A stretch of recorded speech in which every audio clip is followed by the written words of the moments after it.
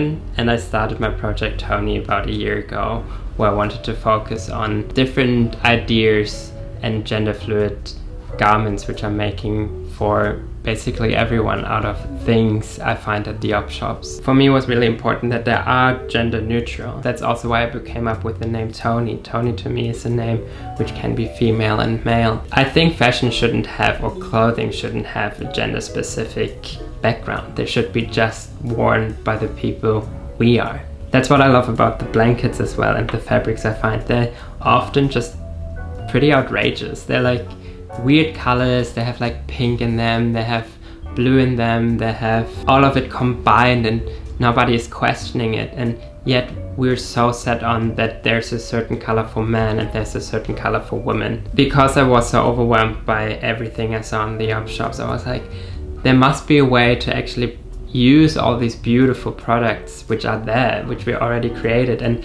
what struck me the most is I watched this interview, like a documentary about that from today on, for the next 15 years, we don't have to produce anything new because we already have everything produced. So it's new for the next 15 years.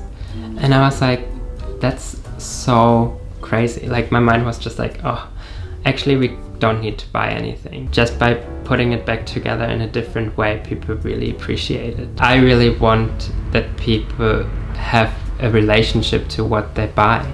And if that is just a hat or a jacket, I want people to have it for a long time and not just a season. And because these blankets are in a way sacrificed after 40-50 years of being a blanket into a jacket, so it's quite a big deal for them to be like on another person, you know, having another life. The advice I would give to another creative is to really be aware of your talent.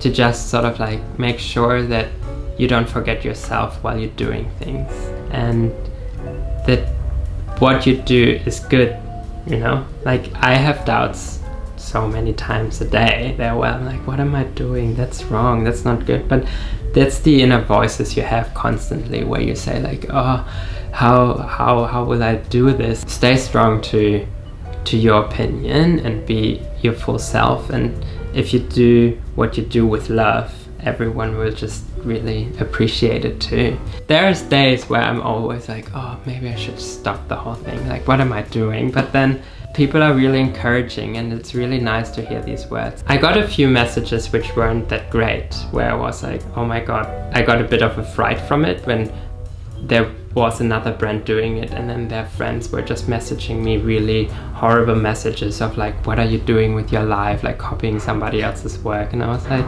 how can I sort of like manifest out of that and be really like, oh, it's so shocking, but at the same time, do I want to answer to that? I think that's where I had this really eye-opening sort of like interaction with myself, where I was really like, either I can go like, fuck you, you're an idiot, you don't understand what I'm doing, or I go really polite about it and be like, thank you for reaching out to me, I understand that you're upset, I never meant to hurt you or hurt your friend with doing what I love. That's really where I realized like a humble ego is so important. Yeah, so good. I love it. Okay, I think we're done, right? Yeah, that was really cool. good. You killed it. Oh, great. Absolute, like, amazing.